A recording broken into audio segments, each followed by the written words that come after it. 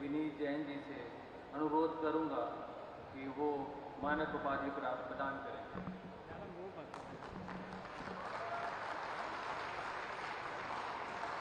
By virtue of authority vested in me as officiating Vice Chancellor of Bennett University, I request Honorable Chief Minister and Honorable Chancellor to graciously confer upon the degree of Philosophy Honoris Causa to Mr. Nikhil Kamath for his outstanding contribution in the field of business. I also request Honorable Chancellor Mr. Vineet Jain ji to confer the Honoris Causa degree.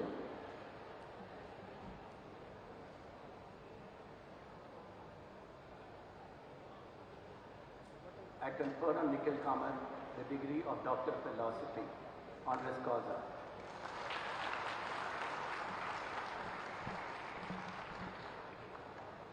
Chief Minister sir and Chancellor sir, so please come forward as I announce the names. Kindly award the medals to the winners.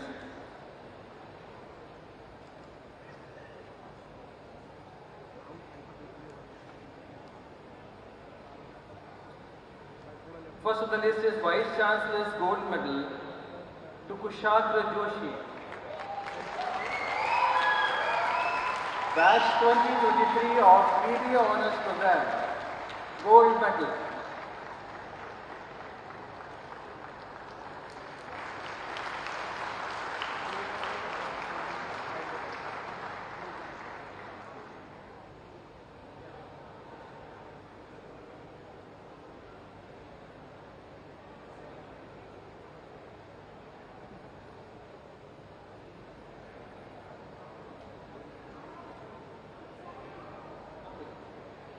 Next name is of Mr. Vikrant.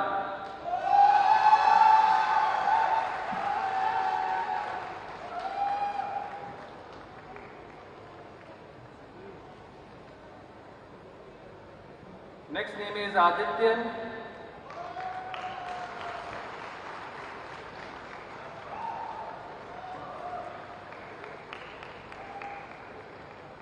Dennis Jacob.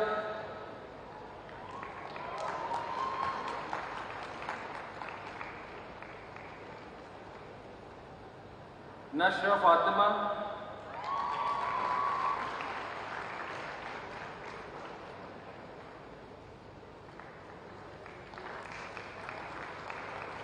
माननीय मुख्यमंत्री जी का बहुत बहुत आभार। कृपया अपना स्नान ग्रहण कीजिए।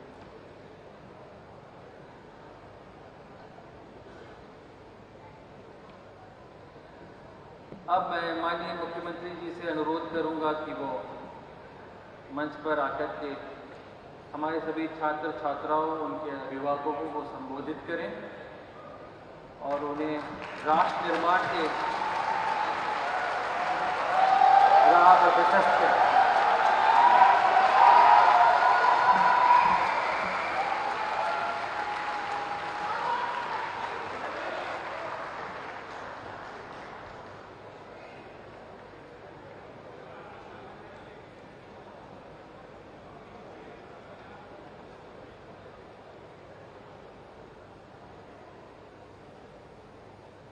बेनेट यूनिवर्सिटी के 5वें दीक्षांत समारोह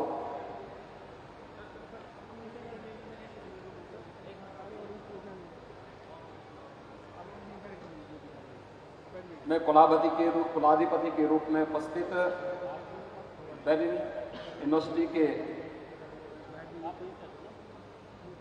कुलाधिपति और एमडी टाइम्स ग्रुप सम्मान्य श्री विनीत जैन जी,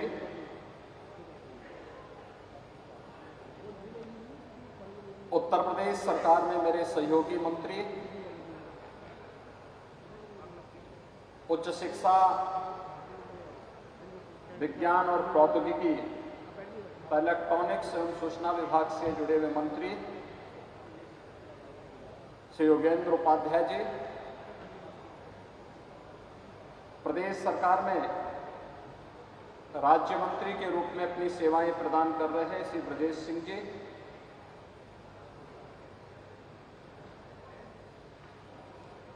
बेनेट विश्वविद्यालय के कुलपति प्रोफेसर अजीत इब्राहिम जी,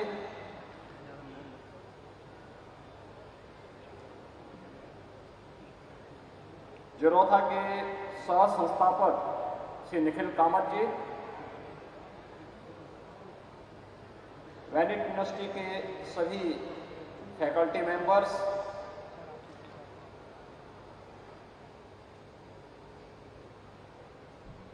आज के इस समारोह में उपस्थित है हमारे सभी माननीय जनप्रतिनिधिगण, अभिभावकगण और मेरे युवा साथियों, 5वें दीक्षांत समारोह के अवसर पर वैनिट यूनिवर्सिटी परिवार को मैं हृदय से बधाई देता हूं।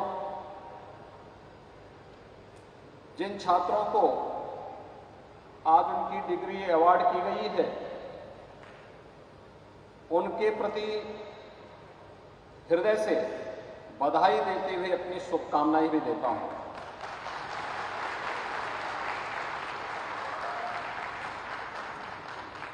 विशेष रूप से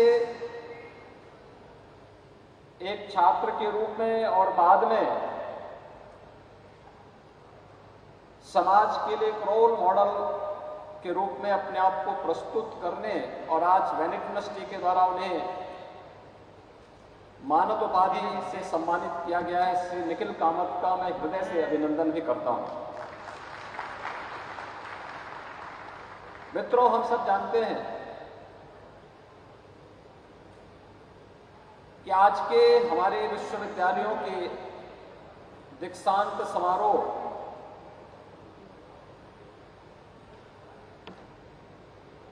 जिन्हें हम कॉन्वोकेशन कहते हैं, ये प्राचीन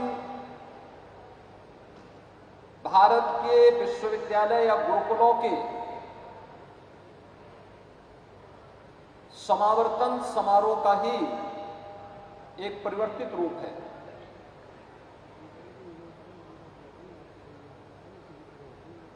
विश्वविद्यालय के कुलाधिपति जब अपना मार्गदर्शन यहां पे प्रस्तुत कर रहे थे तो उन्होंने भारत की प्राचीन परंपरा के साथ साथ भारत को विश्व गुरु के रूप में स्थापित करने की बात कही। और ऐसा नहीं कि भारत विश्व गुरु के रूप में न रहा हो। प्राचीन काल के वे विश्वविद्यालय, चाहे वह नालंदा का विश्वविद्यालय रहा हो, तक्षशिला का विश्वविद्यालय रहा हो, विक्रमशिला के विश्वविद्यालय रहे हो, उत्तर में काशी, दक्षिण में कांची, मध्य में अवंतिकापुरी, पूरब में अगर हम देखें तो नवलद्वीप जैसे अनेक ऐसे प्राचीन विश्वविद्यालय या शिक्षा के केंद्र थे जो न केवल अपने बृहत्तर भारत की बल्कि दुनिया के स्नातकों को न केवल शिक्षा और ज्ञानार्जन के बल्कि उस कालखंड की दृश्य हम देखें और आज के परिप्रेक्ष्य में हम सोचें तो इनोवेशन, रिसर्च एंड डेवलपमेंट के सबसे बेहतरीन केंद्र माने जाते थे। और उस समय के समावर्तन समारोह का जो मुख्य मंत्र होता था वह होता था जिसे हमारा तैत्तिरीय उपनिषद ने इन शब्दों में व्यक्त किया है, जिसका मैं यहां पे अभी आपके सामने जिसे मैं यहां पे प्रस्तुत करूंगा और आपकी फिर उन पंक्तियों के बारे में जब आप एक बार मनन करेंगे तो आपको एहसास होगा कि किस गौरवशाली विरासत के आप हिस्से रहे हैं। तैत्तिरीय उपनिषद इसके बारे में कहता है जो अपनी डिग्री प्राप्त करने के पहले भारत के हर उस स्नातक से ये अपेक्षा की जाती थी कि उसे किस प्रकार का अपना आचरण बनाना है। तो ये अपेक्षा होती थी सत्यम वद, धर्मम चर, स्वाध्यायान्नाम प्रमद, सत्यान प्रमितव्यम, धर्मान प्रमितव्यम, कुशलान प्रमितव्यम, भूत्वे न प्रमितव्यम, स्वाध्यायान्नाम प्रवचनाभ्याम न प्रमितव्यम, देव पितृकार्याभ्याम न प्रमितव्यम, मातृ देवो भव, पितृ देवो भव, आचार्य देवो भव।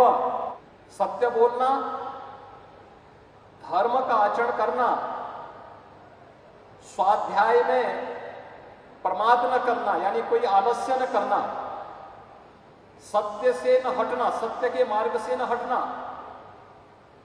धर्म के मार्ग से न हटना, कुशल कार्य में किसी भी प्रकार के आलस्य यानी प्रमाद से बचना, महान बनने के अवसर से न चूकना, पठन पाठन के कर्तव्य में कभी भी आलस्य न करना, देवता यानी देव और पितरों के कार्यों से भी आलस्य न करना, यानी जो हमारे यज्ञ श्राद्ध आदि के कार्यक्रम होते हैं या जो हमारे अलग अलग क्षेत्र के कर्तव्य हैं उनसे किसी भी प्रकार से प्रमाद न करना, माता को, पिता को, अपने गुरुजनों को और अपने किसी भी उस अतिथि को देवता के स्वरूप सम्मान देना और अन्यान्य दोष रहित कार्यों को करना, यह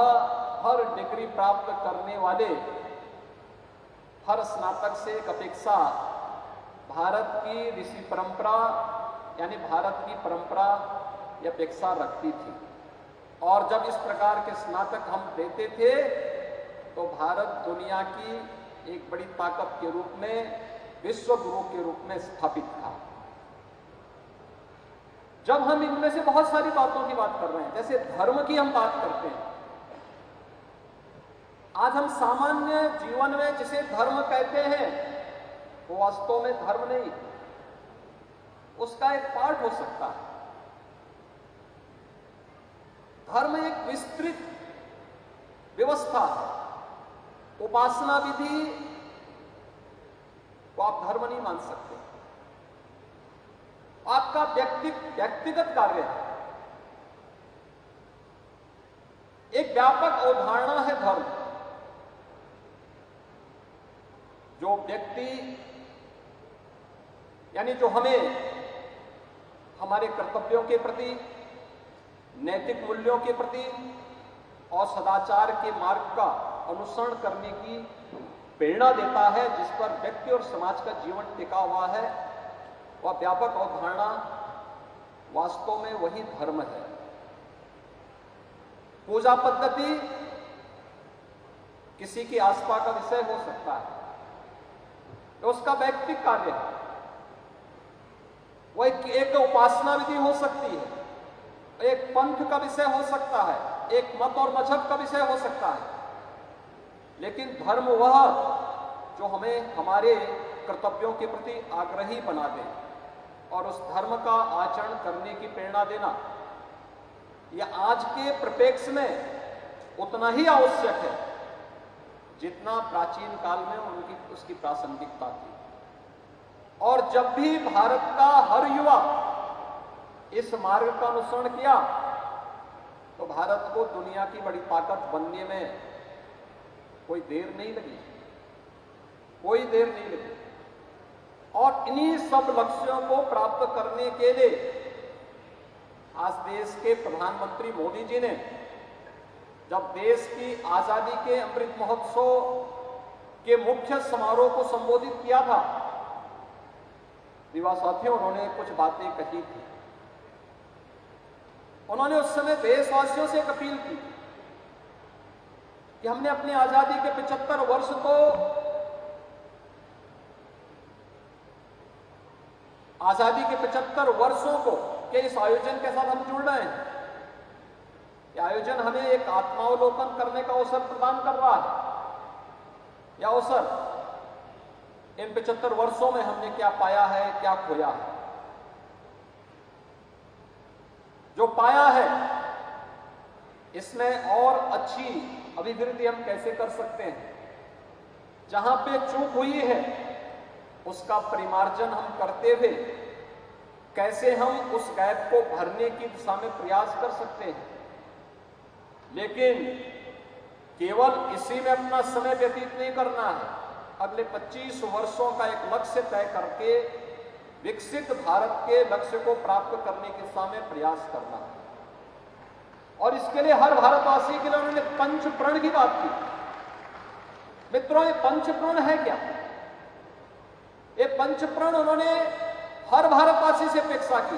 जब 142 करोड़ का भारत एक साथ बोलेगा, एक साथ चलेगा, एक स्वर से आगे बढ़ने के संकल्प के साथ उठ खड़ा होगा, कोई कारण नहीं कि भारत को दुनिया की एक बड़ी ताकत के रूप में हम स्थापित न कर दें। कोई कारण नहीं।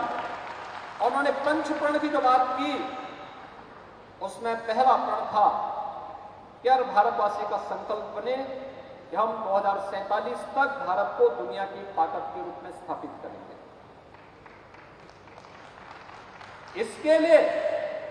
इसके लिए उन्होंने कहा कि दूसरा संकल्प था गुलामी की मानसिकता से दूर होंगे,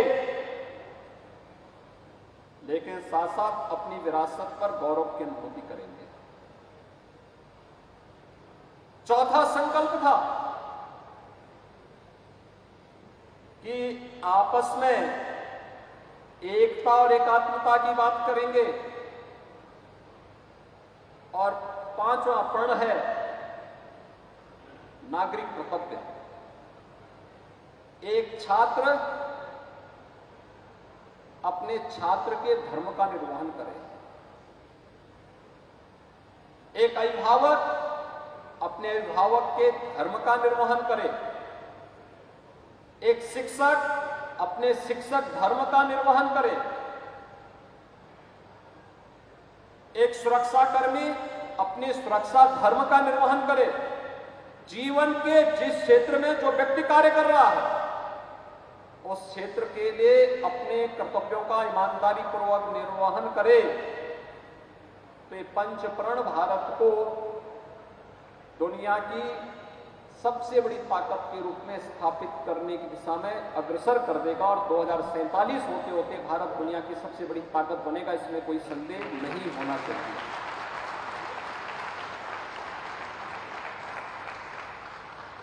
ये पंचप्रण हर भारत का संकल्प बनना चाहिए, हर भारतवासी के संकल्प बनने चाहिए। जीवन के जिस भी क्षेत्र में वह कार्य कर रहा है, वह शिक्षा के क्षेत्र का हो, अर्थव्यवस्था के क्षेत्र का है, समाज सेवा के क्षेत्र का है, व्यवसाय के क्षेत्र का है, कृषि के क्षेत्र का है, या जीवन के किसी भी क्षेत्र में व्यक्ति कार्य कर रहा है, उसके जीवन का ध्येय वाक्य बनना चाहिए। और यह तभी हो पाएगा जब हम सबके सामने एक विजन हो अपना देश के प्रति, नेशन फर्स्ट के इस भाव के साथ जब हम कार्य करना प्रारंभ करेंगे, हम सबके लिए हर काम देश के नाम, हर काम देश के नाम, हम जो भी करें अपने देश को ध्यान में रख करके करें। जो कुछ भी समर्पण है वो देश के लिए है। मेरा व्यक्तिगत अस्तित्व कोई मायने नहीं रखता मेरे देश के सामने, मेरे परिवार का अस्तित्व कोई मायने नहीं रखता मेरे देश के सामने। मुझे कभी देश और परिवार में से किसी को चुनना होगा तो पहले देश को चुनूंगा। जब ये भाव हम सबके मन में आएगा तो कोई कारण नहीं कि हम प्रधानमंत्री मोदी जी के इस विजन के अनुरूप भारत को 2047 में दुनिया की एक बड़ी ताकत के रूप में स्थापित न कर लें। और आज उस दिशा में कार्य प्रारंभ हुए हैं।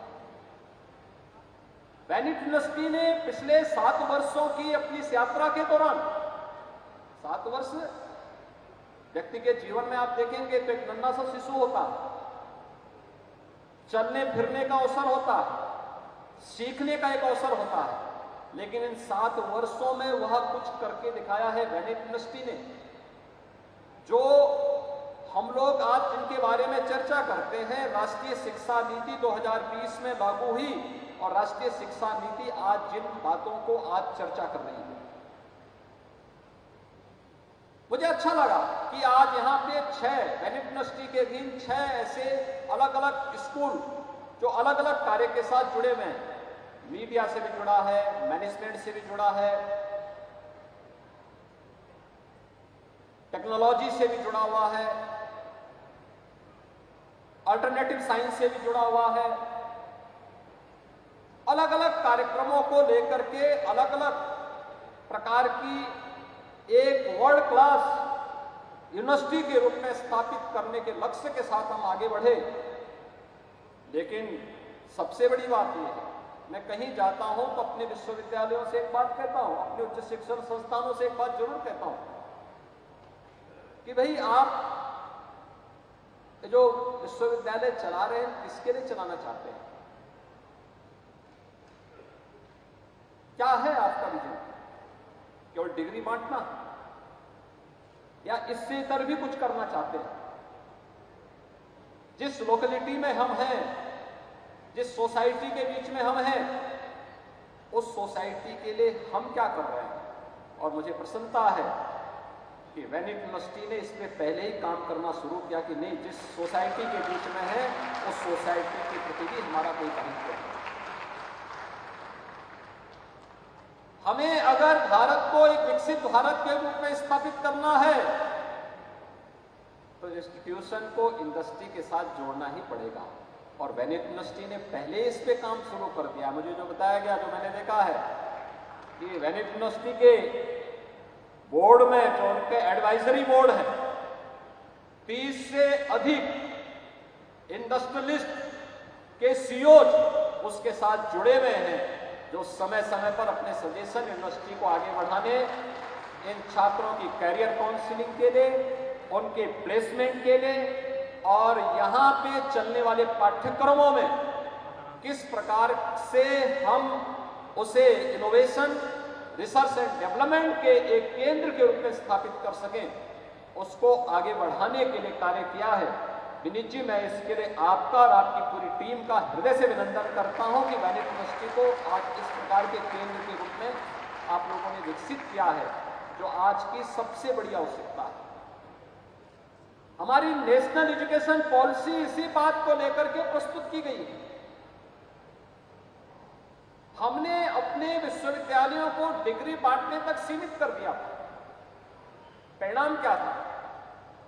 जब हमारा डिग्रीधारी युवा बाहर निकलता था, वो एक ऐसे चौराहे पर खड़ा हो जाता था कि वह पता ही नहीं था कि उसकी मंजिल कहां है। लक्ष्य तय हो और एक बार जाने का राह बता दिया गया है तो हर मंजिल तक राह जरूर पहुंचती है, बशर्ते राह सही हो। और वही राह दिखाने का काम हमारे शिक्षण संस्थानों को करना है, यही कार्य करना है। और मुझे प्रसन्नता है कि आज देश के अंदर वर्ल्ड क्लास यूनिवर्सिटी बनने के लिए निजी क्षेत्र ने जो प्रतिस्पर्धा प्रारंभ की है, तो ये सभी प्रकार के इंस्टीट्यूशन जब एक बार मिलकर के एक स्वस्थ प्रतिस्पर्धा को आगे बढ़ाएंगे, कोई कारण नहीं कि भारत फिर से शिक्षा के क्षेत्र में, साइंस एंड टेक्नोलॉजी के क्षेत्र में, इनोवेशन, रिसर्च एंड डेवलपमेंट के क्षेत्र में फिर से दुनिया के सामने विश्व गुरु के रूप में स्थापित न हो जाए, इसमें कोई संदेह नहीं होना चाहिए। भारतीय प्रतिभा ऊर्जा से भरपूर है। दुनिया के अंदर सबसे अधिक युवा हमारे देश में है और हमारे देश में सबसे अधिक युवा हमारे प्रदेश में है। तो स्वाभाविक रूप से इस ऊर्जा का उपयोग हम नेशनल बिल्डिंग में प्रधानमंत्री जी के विजन को आगे बढ़ाने में बहुत आसानी से कर सकते हैं।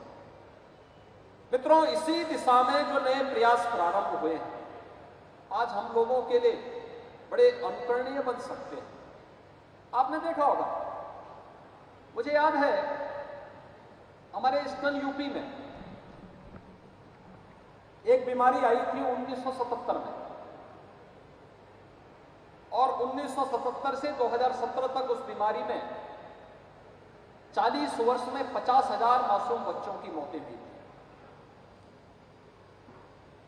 मैं जब 1998 में पहली बार सांसद बना था गोरखपुर से,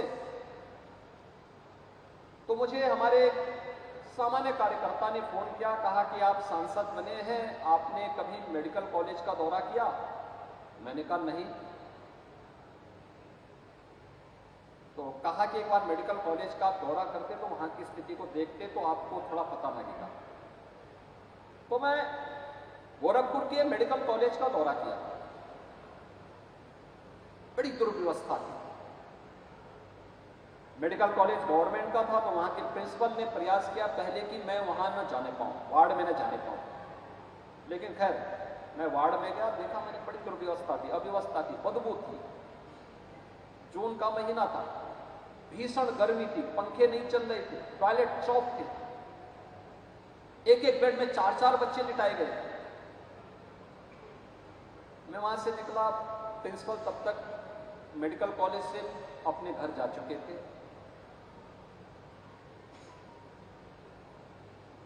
मैंने प्रिंसिपल से मिलने का प्रयास किया, प्रिंसिपल मुझसे नहीं मिले।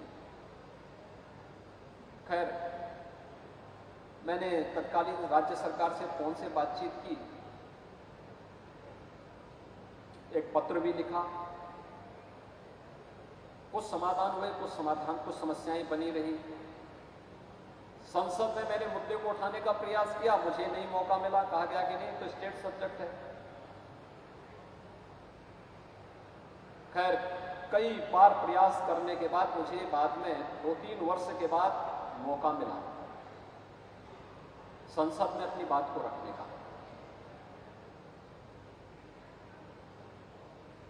लेकिन मुझे आश्चर्य होता था कि कुछ भी उस बीमारी के लिए स्थानीय स्तर पर, राज्य स्तर पर, सेंट्रल गवर्नमेंट के स्तर पर उस समय जो एक जागरूकता होनी चाहिए, जो एक संवेदना होनी चाहिए, ये देखने को नहीं मिल रही। और उस दौरान मैं इस बात को लेकर के हम लोग लड़ते रहते थे, हर एक कार्य को लेकर के संसद चलता था तो मैं इस मुद्दे को जरूर किसी न किसी डिबेट में उसको शामिल करवाता था, क्योंकि हमेशा 1200-1500 बच्चों की वहां मौत होती थी, जुलाई से लेकर के नवंबर के बीच। मध्य जून के बाद से पेशेंट आने प्रारंभ हो जाते थे, और नवंबर तक का माह वहां ऐसा मानक बड़े भय और दहशत में लोग जीते थे, पता नहीं कौन से बच्चे इसकी चपेट में आ जाए। वैक्सीन जापान में इंसेफ्लाइटिस की 1905 में बन गई थी, और मित्रों गोरखपुर में इस वैक्सीन को आने में 100 साल लगे। 2005 में वैक्सीन, और वह भी पूरी मात्रा में हमें नहीं मिल पाया।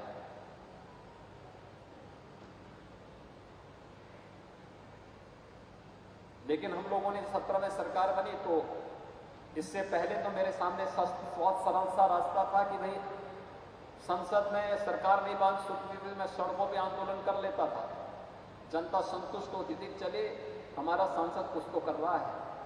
लेकिन 17 में मुझे ही मुख्यमंत्री बना के भेज दिया, तो मैंने कहा ये बीमारी का मैं क्या करूंगा, क्योंकि जिस बीमारी का 40 वर्ष में समाधान नहीं हुआ मैं कैसे कर पाऊंगा, और मेरे लिए तो केवल 5 साल का समय है।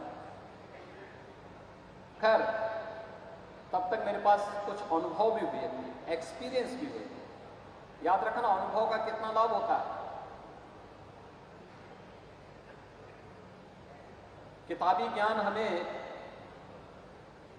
शिक्षित तो बना सकती है, लेकिन ज्ञानवान नहीं बनाती है।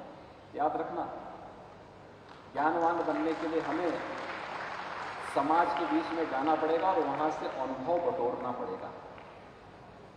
और अनुभव जब मैंने बीच में जाकर के इस दौरान काफी लंबा समय 17-18 वर्ष सांसद में था, तो 18-19 वर्षों का ये अनुभव भी मेरे सामने था, संसद का भी था और सड़क का भी था। इस अनुभव का लाभ लेकर के मैंने अंतर विभागीय समन्वय की टीम पहले ही गठित कर दी।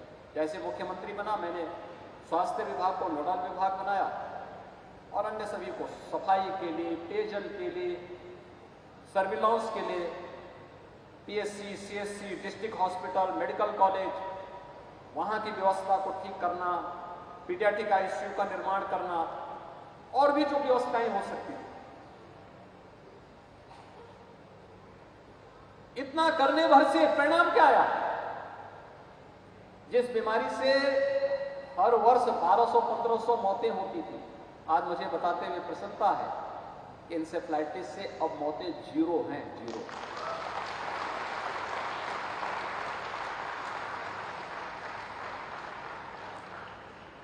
लेकिन रिसर्च एंड डेवलपमेंट को प्रोत्साहित करने का परिणाम क्या होता है? इंसेफ्लाइटिस को नियंत्रित करने के लिए हमें प्रयास करने पड़े। उसके वैक्सीन को भारत आने में 100 साल लगे और 100 साल में पूरे बच्चों को वैक्सीन नहीं मिल पाया। दूसरी आपके सामने कहानी है इस सदी की सबसे बड़ी महामारी कोरोना की। कोरोना महामारी के दौरान आपने इस बात को देखा होगा, पहले दिन से लीडरशिप को प्रधानमंत्री जी ने अपने हाथों में लिया। एक एक कार्य को उन्होंने स्वयं अपने हाथों से देखा, सभी राज्यों के साथ संवाद बनाया और संवाद के साथ साथ उन्होंने देश को किस रूप में जोड़ करके एक नेतृत्व प्रदान किया, अद्भुत था दुनिया के लिए। जिसको राशन की सुविधा देनी उसको फ्री में राशन भी दिया, जिसको भरण पोषण भत्ता देना था वह भी उनके लिए सुविधा भी उपलब्ध करवाई। लेकिन कोरोना आते ही दुनिया की 2 सबसे बेहतरीन वैक्सीन भी भारत के वैज्ञानिकों ने इस लीडरशिप के नेतृत्व में भारत को उपलब्ध करवाई और कोरोना जैसी महामारी को नियंत्रण भी किया गया।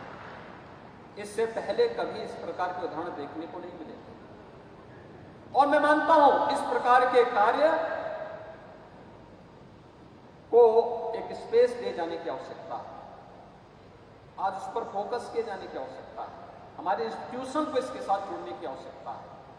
और जो चीजें अपने स्थापना के एक छोटे से कालखंड के दौरान ही बेनेट यूनिवर्सिटी ने स्थापित किए हैं, जो मानक यहां पे स्थापित किए हैं, जो स्टैंडर्ड तय किए हैं और जिस दिशा में वो आगे बढ़ा है, मेरा यह मानना है आने वाले समय में इस प्रकार के संस्थान, इस प्रकार के विश्वविद्यालय न केवल वर्ल्ड क्लास यूनिवर्सिटी के रूप में बल्कि रिसर्च एंड डेवलपमेंट के क्षेत्र में भी अपना झंडा गाड़ेंगे, इसमें कोई संदेह नहीं होना चाहिए। हमने यहाँ के स्टार्टअप को इंक्यूबेटर के साथ उनके द्वारा कोलैबोरेशन के माध्यम से जो परिणाम उनके सामने आए हैं, उस बेहतरीन परिणाम को भी हमने देखा और सचमुच इस दिशा में किए जाने वाले प्रयास भारत को एक बार फिर से विश्व गुरु के रूप में स्थापित कर सकते हैं। इसके लिए मैं आप सभी युवा साथियों से 2 बातें जरूर करूंगा। एक, जीवन में सफलता का मार्ग परिश्रम और पुरुषार्थ से ही प्राप्त होगा, लेकिन लक्ष्य तक पहुंचने के लिए कभी भी शॉर्टकट का रास्ता मत अपनाओ। देखिए जो होता है ना, ये लेग पुलिंग का, पैर खींचना, कोई आगे बढ़ रहा है तो उसको पैर खींचने की जो आदत है, इससे हमें बचना होगा। ये तात्कालिक किसी व्यक्ति को लाभ पहुंचा सकता है, लेकिन लंबे समय तक लाभ नहीं पहुंचा सकता, लंबे समय तक उसको यशस्वी नहीं बना सकता। उसको तात्कालिक रूप से किसी एक पद तक पहुंचा सकता है, लेकिन उसको जन विश्वास का प्रतीक भी नहीं बना सकता है और उसे जीवन में सफलता के लक्ष्य की ओर भी अस्थायी रूप से आगे नहीं बढ़ा सकता है। हमें अपने परिश्रम और पुरुषार्थ पर विश्वास करना चाहिए और जो पंचप्रण है इसको ध्यान में रख करके अगर हम कार्य करेंगे तो जीवन में जरूर सफलता प्राप्त हो, अवश्य सफलता प्राप्त हो। कोई ऐसा कार्य नहीं है जो न किया जा सकता हो। और मुझे आज बताते हुए प्रसन्नता है कि टाइम्स ग्रुप का अपना एक बहुत आदर्श उदाहरण इन्होंने प्रस्तुत किया और टाइम्स ग्रुप इस संस्थान के साथ जुड़ा है। इनके पास हर प्रकार के अनुभव है, समाज जीवन से जुड़े हुए, व्यवसायिक जीवन से जुड़े हुए, राष्ट्र जीवन से जुड़े हुए, हर एक घटना का नजदीक से इनके साथ इंटरेक्शन है। वे देश के लिए, समाज के लिए अपने सुझाव देते हैं, आगे बढ़ने के लिए एक नई प्रेरणा भी प्रदान करते हैं। और अगर इस प्रकार के संस्थान शिक्षा के क्षेत्र में आगे आते हैं, कुछ कार्य करते हैं, तो वह अन्यों के लिए उदाहरण जरूर बनेंगे। और अपने एक छोटी सी यात्रा के दौरान वैनिटी यूनिवर्सिटी उसका उदाहरण है। आज इसके 5वें दीक्षांत समारोह में आकर के मुझे स्वयं आनंद की अनुभूति हुई। मैं यहाँ पे जिन भी युवा साथियों को आज उनकी डिग्री अवार्ड हुई है, उन सबको एक बार फिर से हृदय से बधाई देता हूँ, उनके प्रति अपनी शुभकामनाएं देता हूँ। निखिल कामत को आज यहाँ पे सम्मानित किया गया, मानद उपाधि से सम्मानित किया गया, उनका हृदय से अभिनंदन करता हूँ। विश्वविद्यालय के कुलाधिपति और विश्वविद्यालय की इस पूरी टीम को, जो विश्वविद्यालय को वर्ल्ड क्लास यूनिवर्सिटी के रूप में स्थापित करने की दिशा में प्रयास कर रही है, इस पूरी टीम का हृदय से राज्य सरकार की ओर से अभिनंदन करता हूं कि उन्होंने उत्तर प्रदेश जैसे राज्य में एक इस प्रकार की यूनिवर्सिटी को स्थापित करने के दिशा में प्रयास प्रारंभ किया है। और राज्य सरकार का पूरा सकारात्मक सहयोग इस प्रकार के संस्थान को आगे बढ़ाने के लिए सदैव प्राप्त होगा। आप सबके प्रति मेरी शुभकामनाएं और विश्वविद्यालय को 5वें दीक्षांत समारोह की मंगल में शुभकामनाएं देते हुए अपनी वाणी को यहीं पे प्रारंभ देता हूं। धन्यवाद। जय हिंद।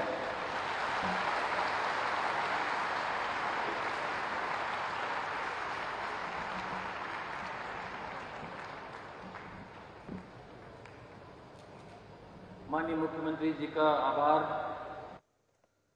उन्होंने हमें अपने समाज और राष्ट्र के प्रति अपने कर्तव्यों का बोध होने का अनुरोध किया। उन्होंने जीवन में उत्कृष्ट नैतिक मूल्यों और सदाचार का वहन करने का हमें आह्वान किया है। हम उसके लिए मुख्यमंत्री जी का आभार व्यक्त करते हैं। आदरणीय मुख्यमंत्री जी अपने अति व्यस्त कार्यक्रम में से समय निकालकर आए, उनका बहुत बहुत धन्यवाद। श्री विनीत जैन जी, श्री योगेंद्र उपाध्याय जी, श्री विजय सिंह जी, आप सभी का धन्यवाद। आप सभी लोगों का हमारे बेनेट विश्वविद्यालय के प्रांगण में 5वें दीक्षांत समारोह में उपस्थित रहने के लिए बहुत बहुत आभार, बहुत बहुत धन्यवाद। इस प्रकार हमारे इस समारोह का पहला अध्याय समाप्त होता है। सभी छात्रों से अनुरोध है कि कृपया अपनी कुर्सियों पे ही विराजमान रहें और जब माननीय अतिथिगण चलें तो कृपया उनका खड़े होकर के अभिवादन करें। धन्यवाद।